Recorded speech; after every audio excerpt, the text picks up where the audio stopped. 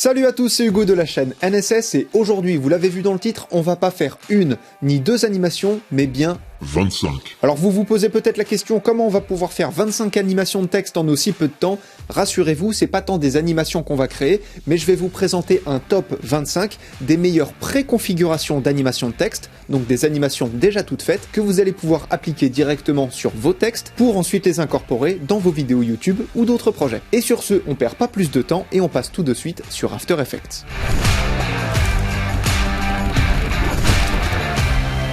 Sur la droite de votre interface, vous avez plein de catégories comme ça, dont une qui s'appelle Effets et paramètres prédéfinis. Quand vous cliquez dessus, évidemment, ça vous la développe, et comme vous le voyez, c'est ici que vous allez retrouver tous vos effets.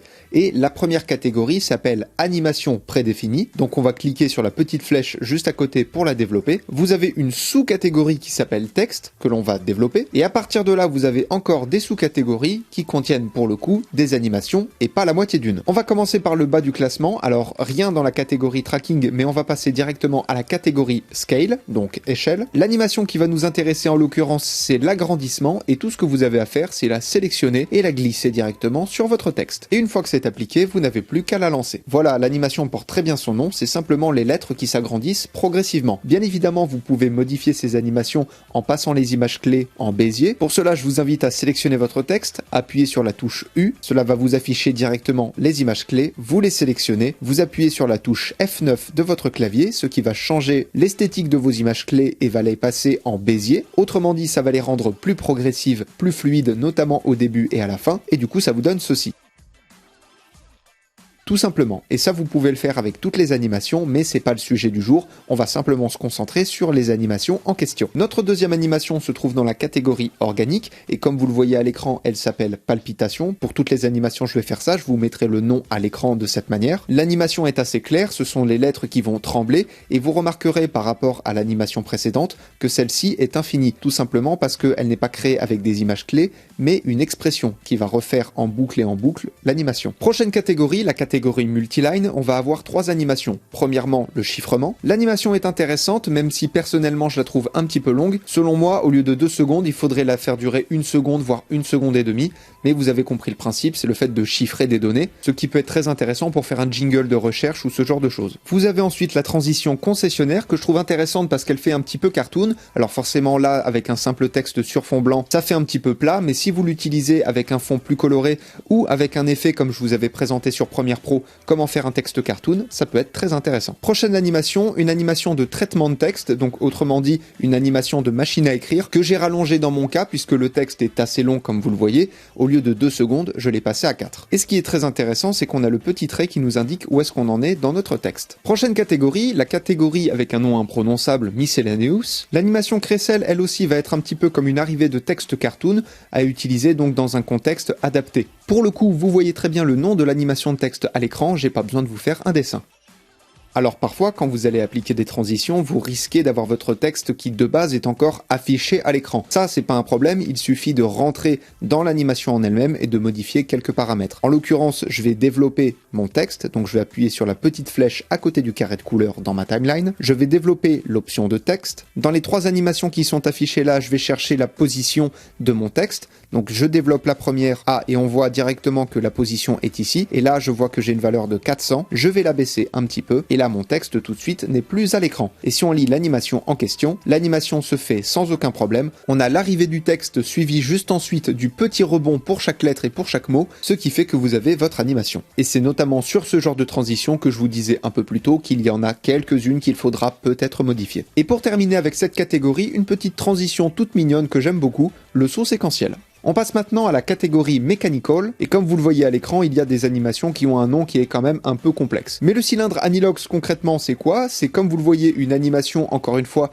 avec une expression, ce qui fait qu'elle est infinie, mais quand on regarde, personnellement, il y a quelque chose qui me dérange un peu, il n'y a pas de flou de mouvement, ce qui fait qu'on perd un côté esthétique quand même assez important. Sur votre texte, je vous invite donc à cocher la petite case de flou de mouvement, qui est juste ici, et maintenant, si on lit à nouveau notre animation, on a notre flou de mouvement, et c'est beaucoup plus esthétique. Je ne l'ai pas fait d'ailleurs pour les animations précédentes, c'est un simple oubli de ma part, mais bien évidemment je vous invite à cocher cette case dès le début de vos animations, et même si vous créez une animation vous-même. Prochaine transition, c'est la transition encart de texte. Alors elle est un petit peu rapide, donc on va la passer au ralenti. C'est un petit peu comme un effet machine à écrire, sauf que vous allez avoir un déplacement sur la droite, et que tout votre texte va s'afficher progressivement. Mais bien évidemment, si on le passe rapidement, ça rend quand même beaucoup mieux. Les deux prochaines transitions portent le même nom, parcours et parcours 2. La première transition, c'est un peu comme le cylindre Anilox, mais en version horizontale, et comme vous le voyez, là, on a des images clés, donc à un moment donné, l'animation se termine. L'animation parcours 2 également a des images clés, donc c'est une animation qui se terminera à un moment donné,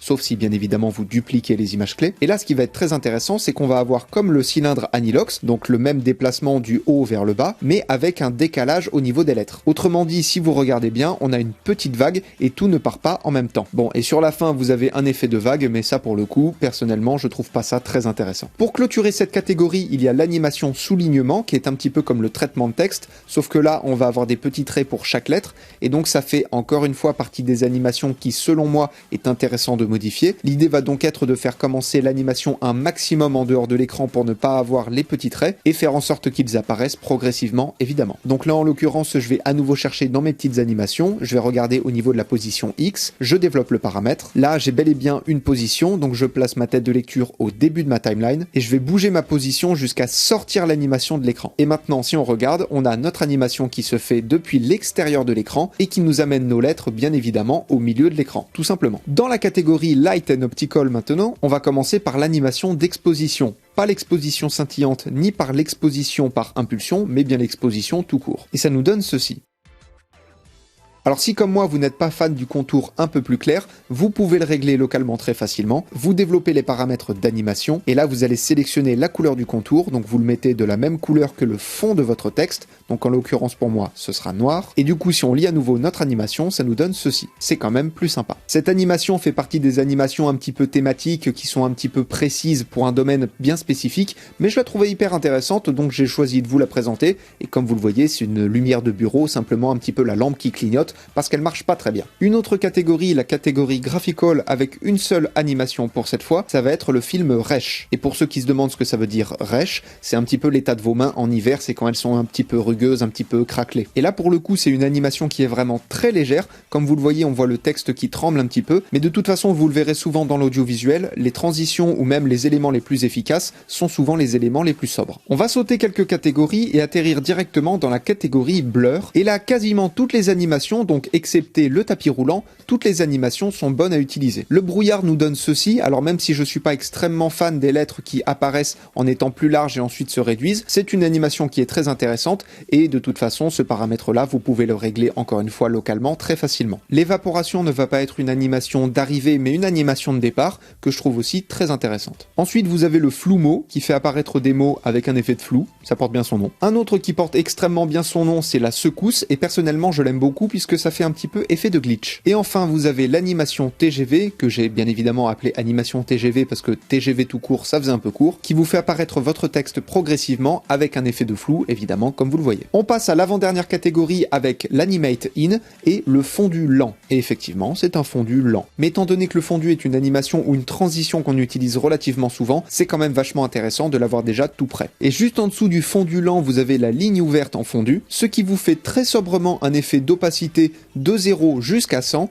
donc encore une fois c'est quelque chose qui est très simple à créer, mais si vous n'avez pas envie de vous casser la tête, ou tout du moins si vous avez envie de gagner du temps, vous avez une animation qui est déjà toute prête. Et pour clôturer ce top 25, on va mettre une animation 3D, alors en général sur Premiere Pro ou sur After Effects, les animations 3D en préconfiguration notamment, c'est pas les plus poussées, c'est pas les plus intéressantes, mais celle-là je l'ai trouvée assez sympa, c'est le brouillage position Z 3D, et quand vous allez glisser l'animation sur votre texte, dans votre timeline, ça va vous cocher automatiquement la case 3D. C'est une animation 3D, donc votre texte est mis en 3D. Ça, c'est normal. Mais quand vous supprimerez l'animation, ça va pas vous décocher automatiquement la case, il faudra pas oublier de le faire. Et sinon, la case en question, c'est un petit peu comme le chiffrement, mais avec un effet de 3D et avec un effet de couleur qui est intéressant.